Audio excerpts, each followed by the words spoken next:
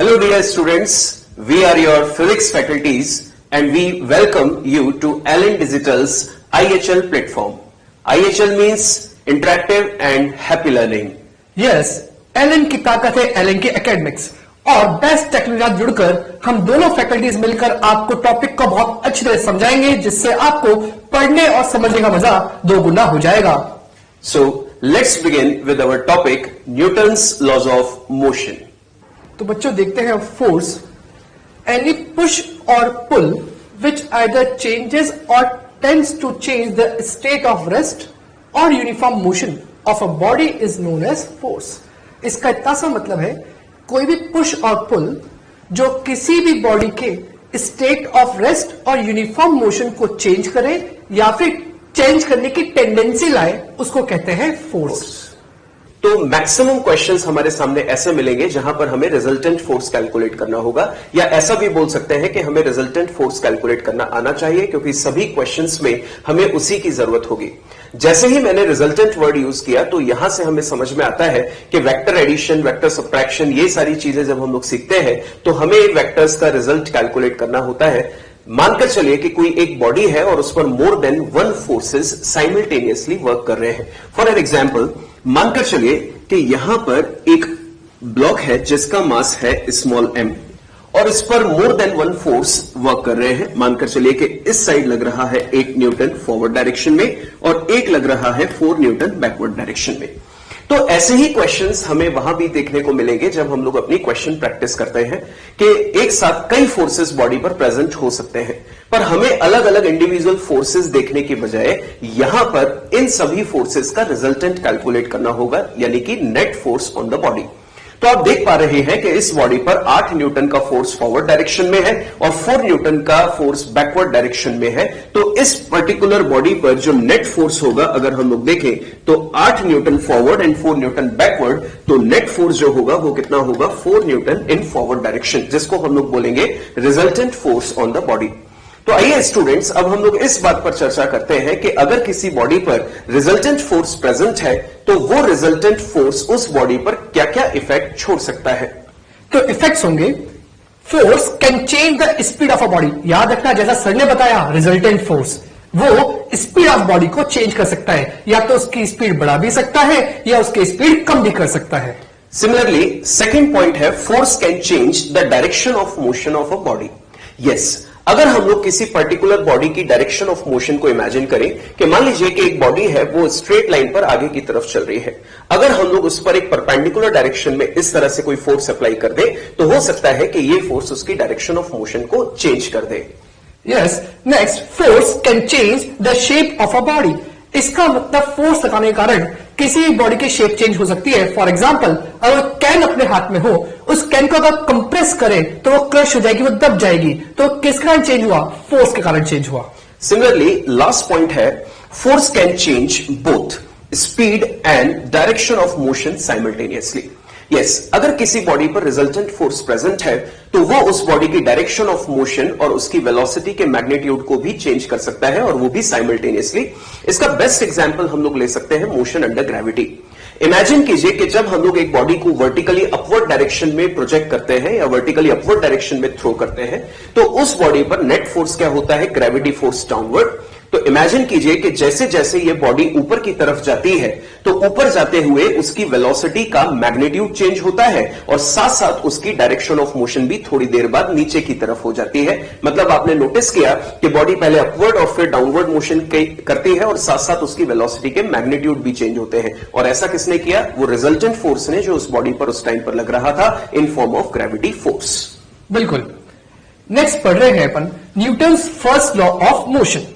Every body continues its state of rest or uniform motion in a straight line unless compelled by an external force to change its state.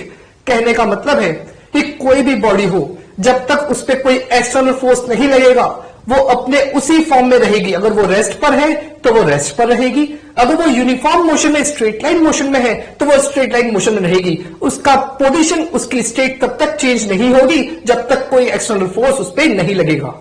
Definitely, जैसा कि यहां पर आप observe कर रहे हैं, लिखा हुआ है this law defines the force and states that force is a factor which can change the state of object. कहने का मतलब है कि जो न्यूटन का फर्स्ट लॉ है वो फोर्स के क्वालिटी नेचर को एक्सप्लेन करता है। क्वालिटी दैट मींस आप बोलकर देख सकते हैं न्यूटन का फर्स्ट लॉ क्या होता है कि कोई भी बॉडी अगर रेस्ट पे है तो कब तक रहेगी, जब तक उस पर नेट एक्सटर्नल फोर्स ना लगे। कोई भी बॉडी यूनिफॉर्म मोशन में चल रही है तो वो यूनिफॉर्म मोशन में कब तक चलती रहेगी, जब तक उस पर कोई नेट एक्सटर्नल फोर्स ना लगे। तो इसका मतलब ये फोर्स की क्वालिटी हुई कि वो किसी भी बॉडी की स्टेट को चेंज कर सकता है। जैसे कि आप डायग्राम में देख सकते हैं, जो बाइक सवार आ रहा है, जो आके एक बिल्डिंग से टकराता है, एक दीवार से टकराता है, तो फोर्स जो रिटार्डिंग फोर्स लगाया दीवार ने बाइक पर लगाया, पर्सन पे नहीं लगाया। तो पर्सन का स्टेट ऑफ क्या था, मोशन। क्या इसका मतलब पर्सन पहले से चलते हुए आ रहा था, बाइक भी चलते हुए आ रही थी। किसके ऊपर फोर्स लगा, बाइक के ऊपर। इसका मतलब बाइक की टेंडेंसी तो रेस्ट पे आने की हो गई, पर मोशन की जो टेंडेंसी है उस पर्सन के ऊपर वो भी फॉरवर्ड डायरेक्शन की है, इसलिए पर्सन उछलकर आगे गिर गया। तो सर यहां पर स्टूडेंट्स का एक डाउट होता है, और वो डाउट होता है कि क्या न्यूटन के फर्स्ट लॉ की हेल्प से हमें बॉडी की किसी प्रॉपर्टी का पता चलता है? बिल्कुल सर, आपने बहुत अच्छी बात पूछी है। वो इसके प्रॉपर्टी होती है इनर्शिया। तो बच्चों पढ़ते हैं अपन inertia. Inertia is the property of a body due to which it opposes any change in its state. इसका मतलब inertia उस प्रॉपर्टी को कहते हैं जो अपनी प्रेजेंट पोजीशन को चेंज करने को अपोज करता है। अगर वो मोशन में है तो मोशन में रहना चाहता है, अगर वो रेस्ट पर है तो रेस्ट पर रहना चाहता है। अगर वो चेंजेस आएंगे, उस चेंजेस के जो अपोजिशन है उसको क्या कहते हैं अपन, इनर्शिया।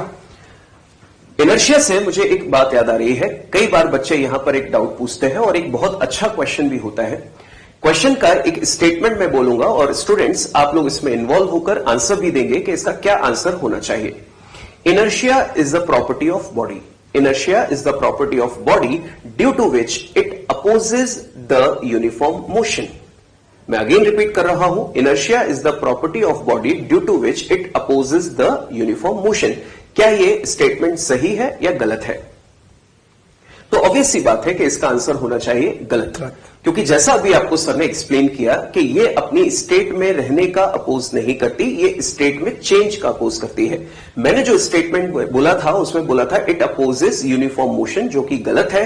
मुझे बोलना चाहिए था it opposes the change in uniform motion, क्योंकि बॉडी जिस स्टेट में है उसी स्टेट में रहना चाहती है। अब बात आती है कि यहां पर इनर्शिया को मेजर कैसे किया जाता है। तो लिखा हुआ है mass of a body is quantitative और numerical measure of a body's inertia. That means कि inertia is directly proportional to mass. कहने का मतलब है किसी बॉडी का मास जितना ज्यादा होगा उसकी रेजिस्टिविटी उतनी ही ज्यादा होगी। कहने का मतलब है कि वो अपनी स्टेट में चेंज करने का उतना ही ज्यादा अपोज करेगी जितना मास उसके अंदर होगा।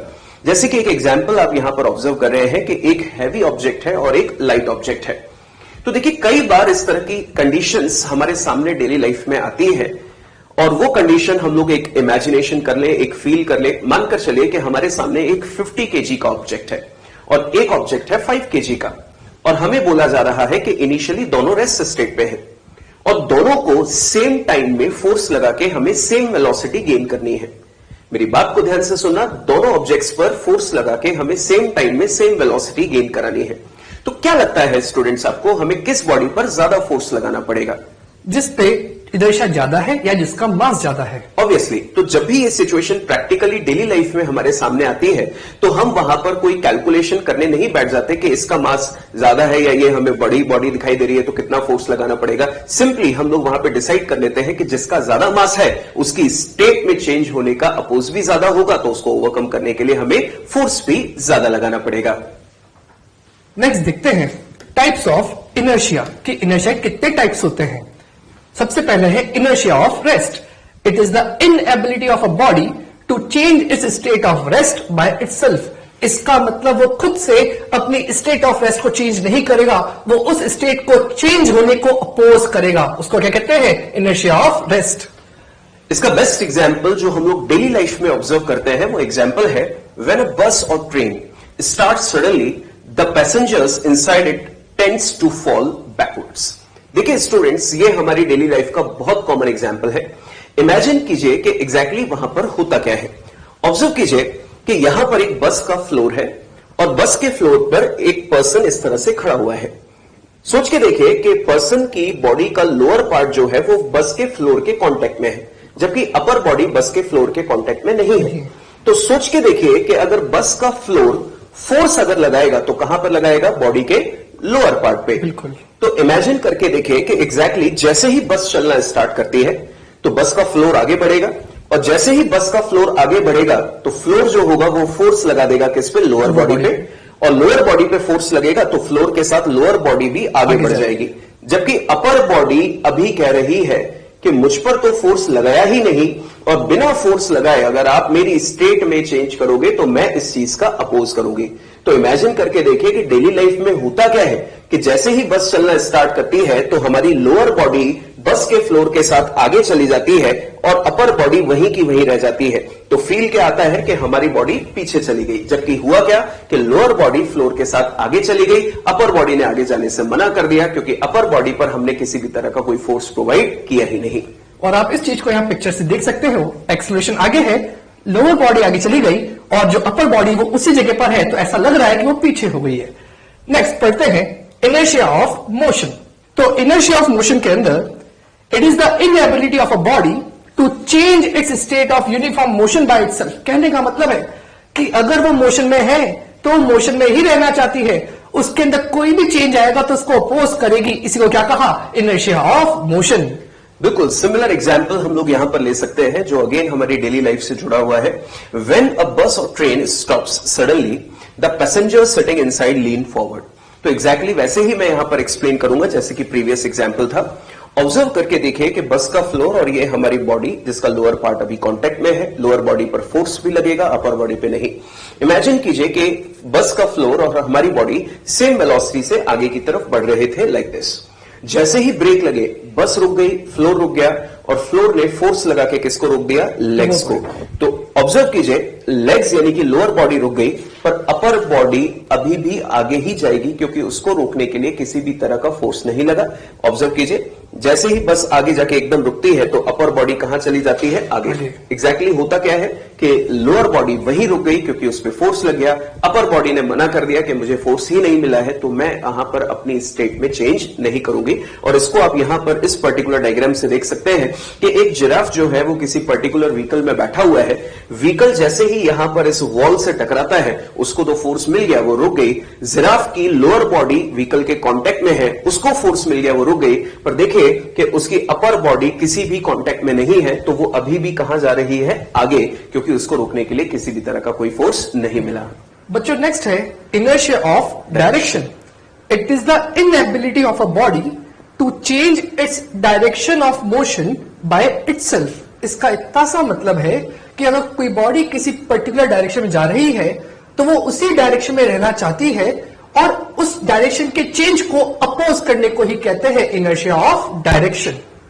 और अगेन इसका एक एग्जाम्पल जो है वो एक बेस्ट एग्जाम्पल है, जैसे कि लिखा हुआ है when a straight running car turns sharply the person sitting inside feels a force radially outwards. देखिए स्टूडेंट्स, हमने डेली लाइफ में ये बहुत कॉमन ऑब्जर्वेशन किया है।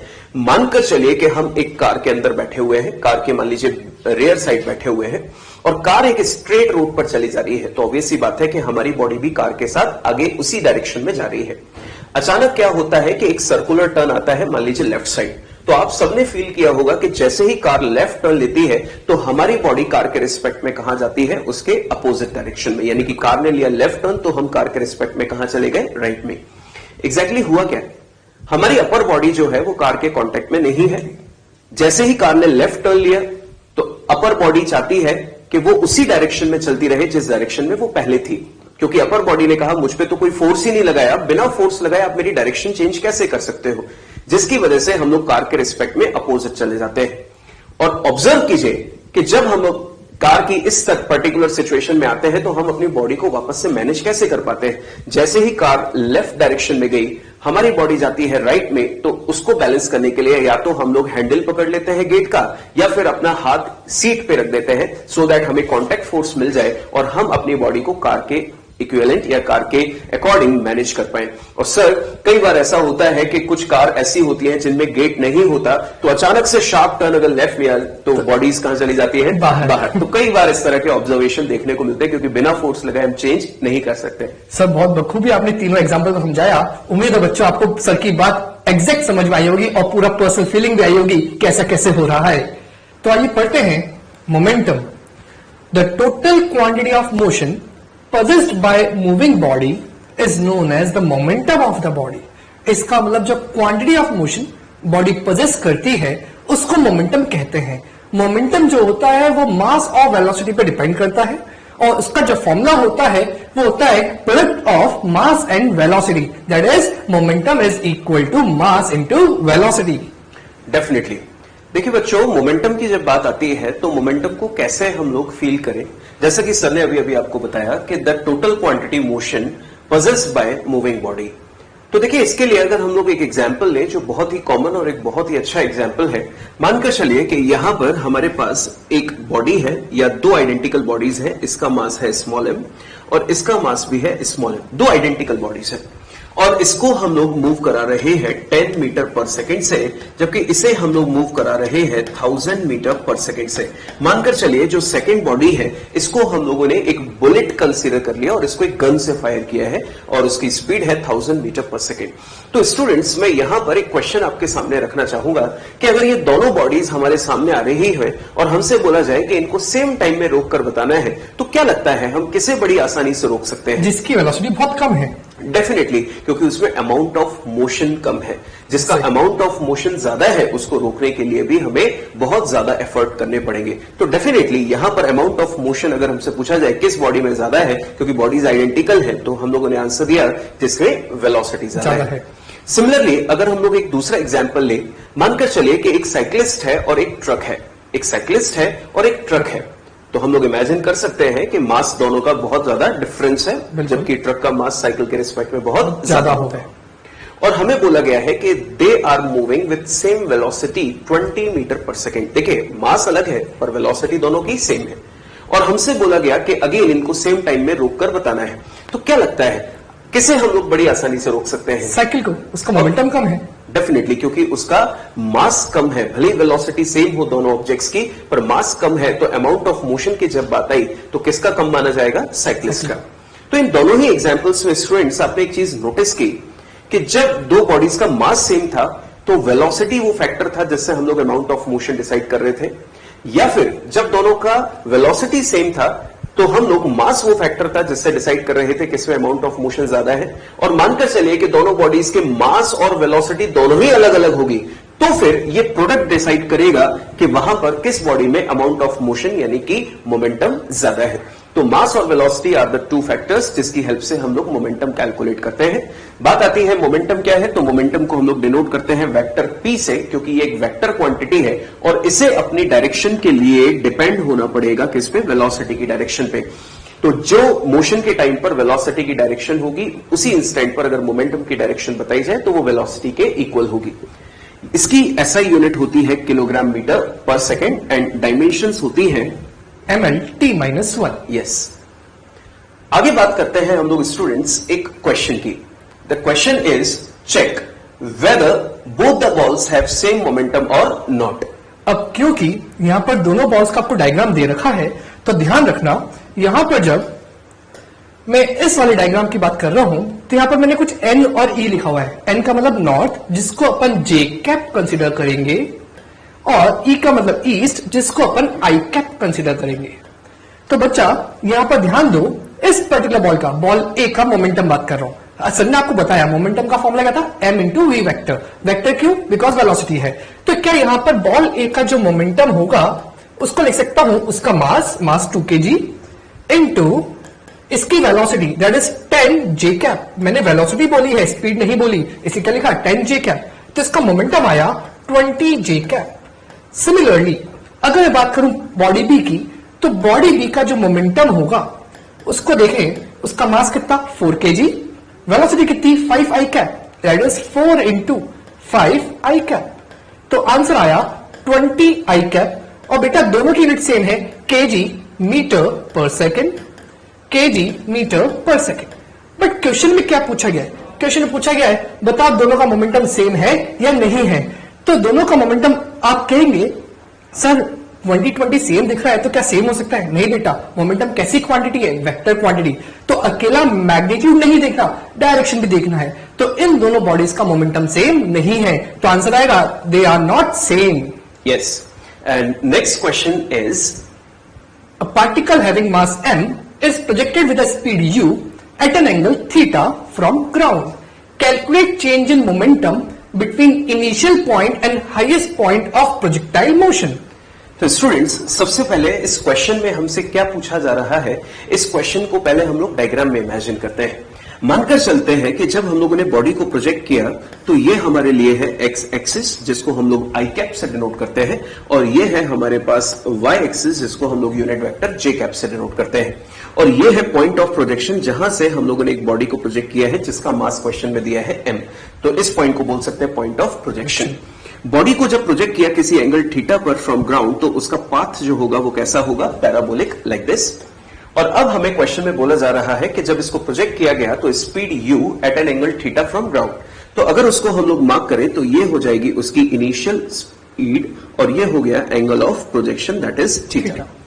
तो हम जानते हैं कि यहां पर इस बॉडी को ऑब्लिकली प्रोजेक्ट किया है किसी एंगल पर, तो क्यों ना सबसे पहले यहां पर इसके कंपोनेंट्स कर लिए जाए सो दैट हमें पता चले। ऑब्जर्व कीजिए, ये इसका गिवन वेक्टर जिस एक्सिस के साथ एंगल बनाता है उस एक्सिस के अलोंग जो कंपोनेंट होगा वो कौन सा होगा, कॉस कंपोनेंट। तो ये होगा u cos theta i cap, और ये वाला कंपोनेंट होगा u sin theta j cap. अब क्वेश्चन में हमें पूछा जा रहा है between initial point and highest point.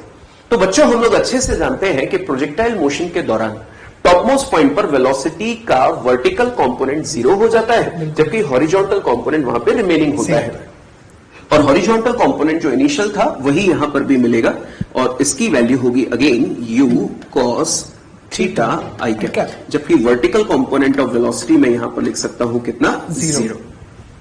तो यहां पर आपसे पूछा गया है कैलकुलेट चेंज इन मोमेंटम। इसका मतलब अपने को सबसे पहले इनिशियल और फाइनल मोमेंटम दोनों निकालने पड़ेंगे, फिर उनका चेंज निकालना पड़ेगा।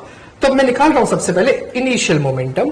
तो इनिशियल मोमेंटम को अपन लिख दिया पी, और यहां पर ध्यान देना मास m है, और इनिशियल वेलोसिटी के दो कंपोनेंट है, u cos theta i cap, u sin theta j cap. तो मैं क्या लिख रहा हूं, मास इंटू वेलोसिटी, वेलोसिटी के अंदर आएगा u cos theta i cap plus u sin theta j cap. ये तो हो गया इनिशियल मोमेंटम। अब बात करते हैं फाइनल मोमेंटम की।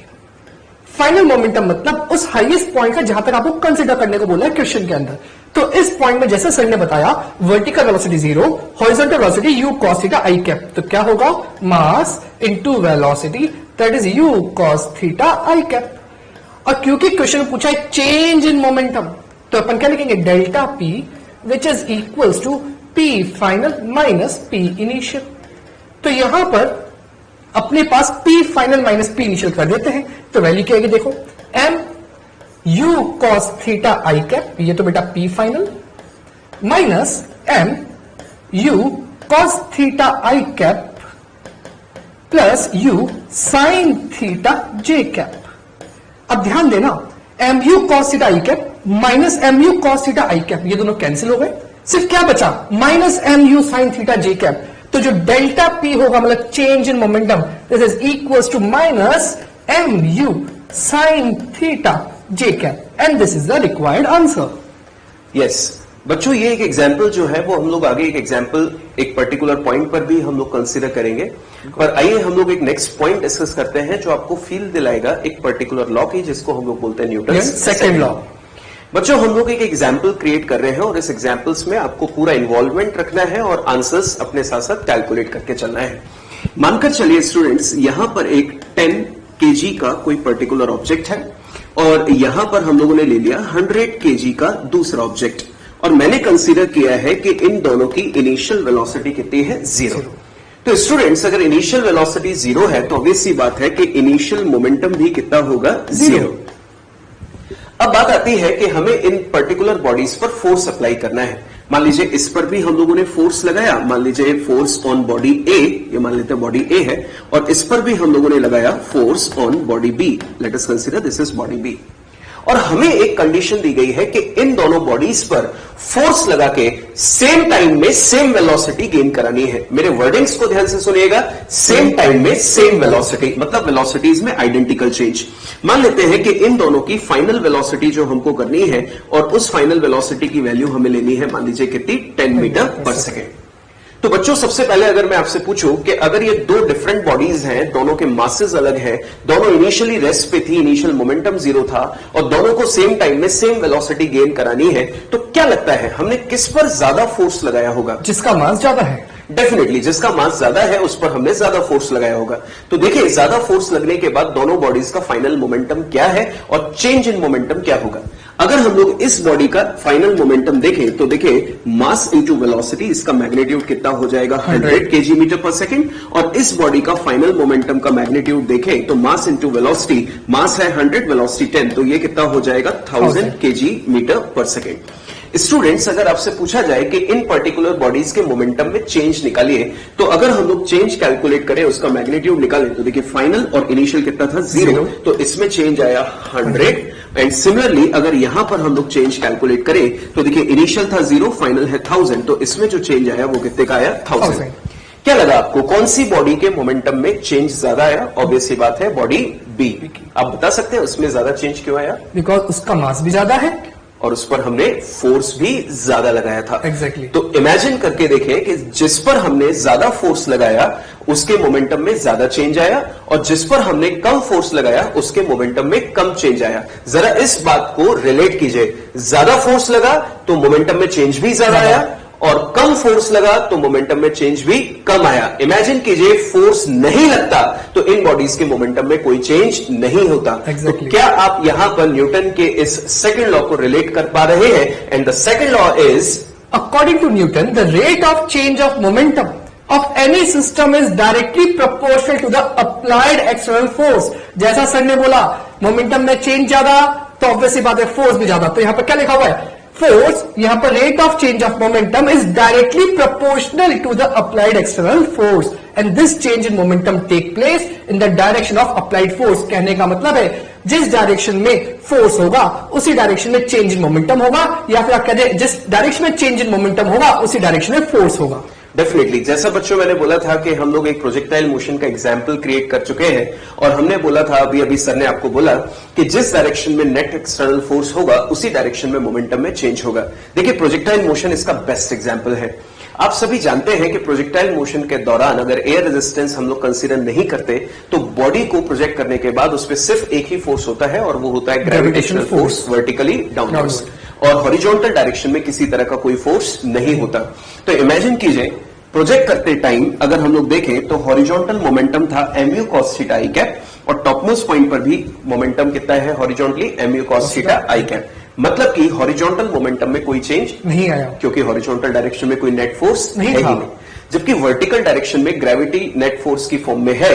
तो फेंकते टाइम बॉडी को प्रोजेक्ट करते टाइम जो वर्टिकल मोमेंटम था वो था mu sin theta j cap, जबकि टॉपमोस्ट पॉइंट पर ये कितना हो गया 0।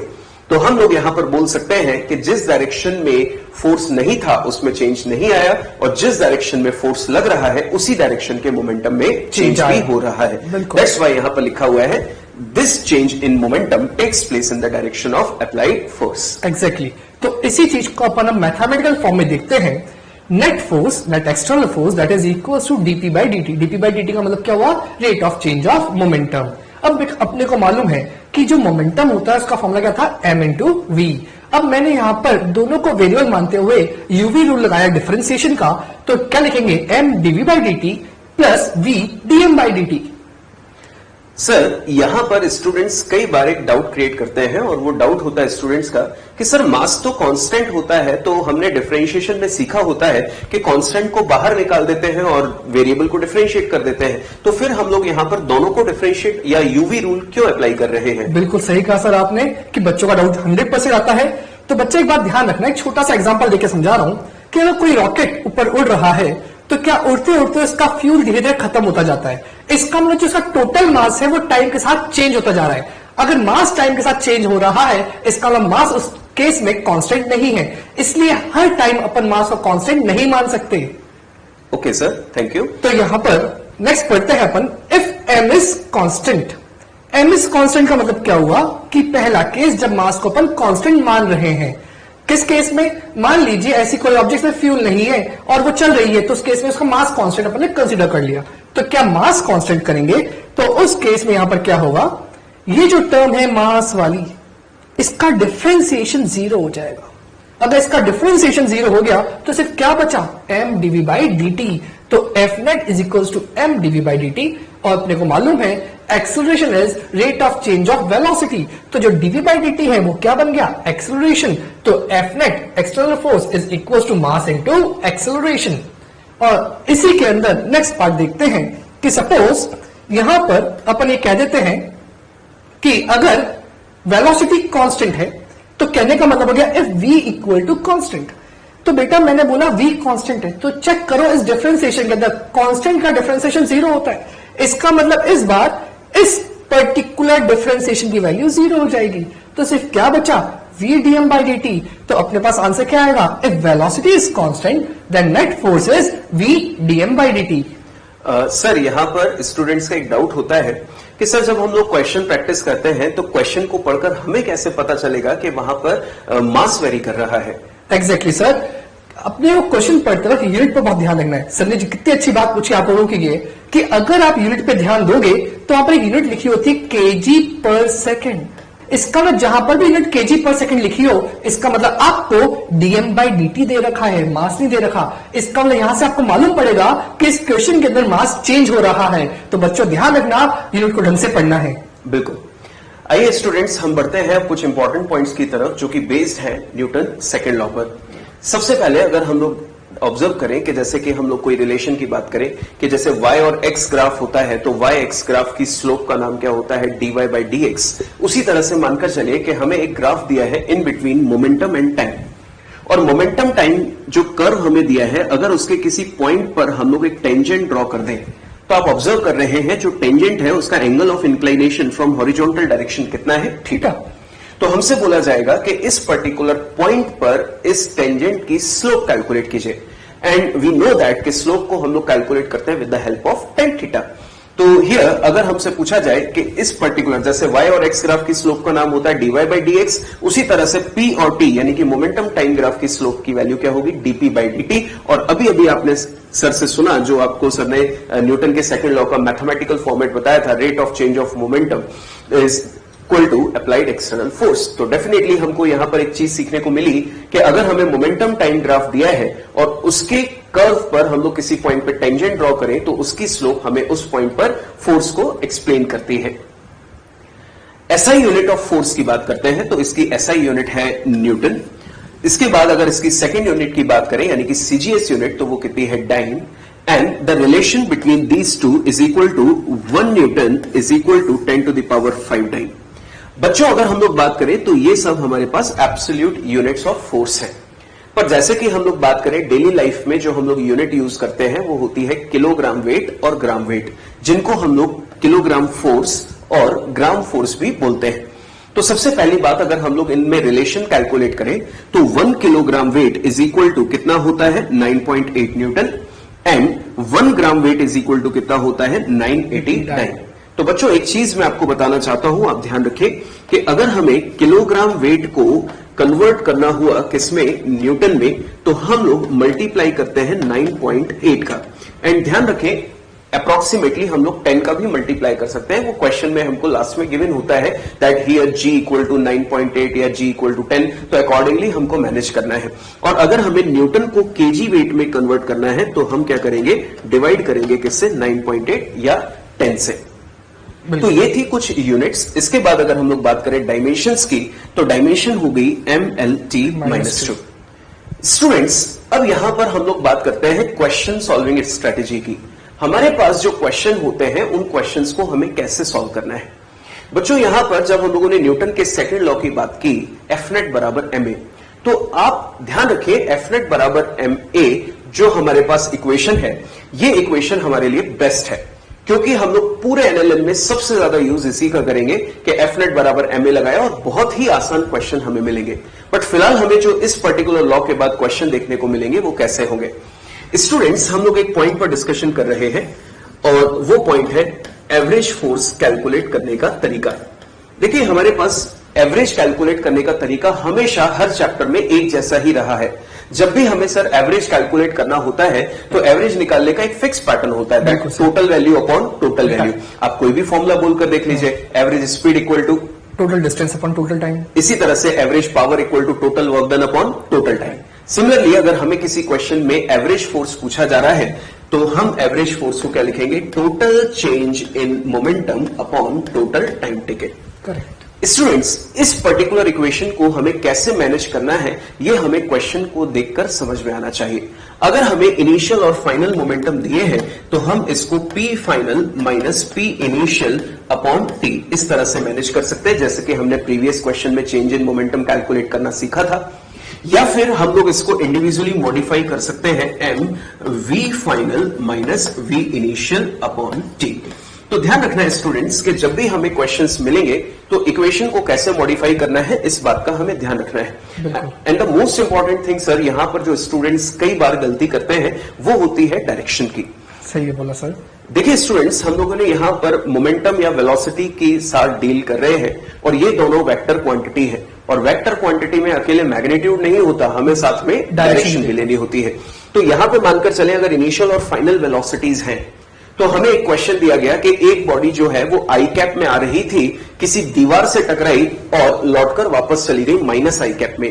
तो रिमेंबर, अगर हमें क्वेश्चन में ये पर्टिकुलर पॉइंट दिया गया है कि बॉडी आके टकराई और रिबाउंड होकर वापस चली गई, तो डेफिनेटली उसकी वेलोसिटी की डायरेक्शन में चेंज हुआ है और वो चेंज और वो डायरेक्शन हमें कैलकुलेशन में कंसीडर करनी है, तभी हमारे आंसर्स सही आएंगे। बिल्कुल सर, और आपने बिल्कुल अच्छी तरह बात बोली। बच्चों, सर की ये बात बिल्कुल नोट कर लेना कि अगर डायरेक्शन ढंग से कंसीडर नहीं करें तो आंसर मिसमैच होगा।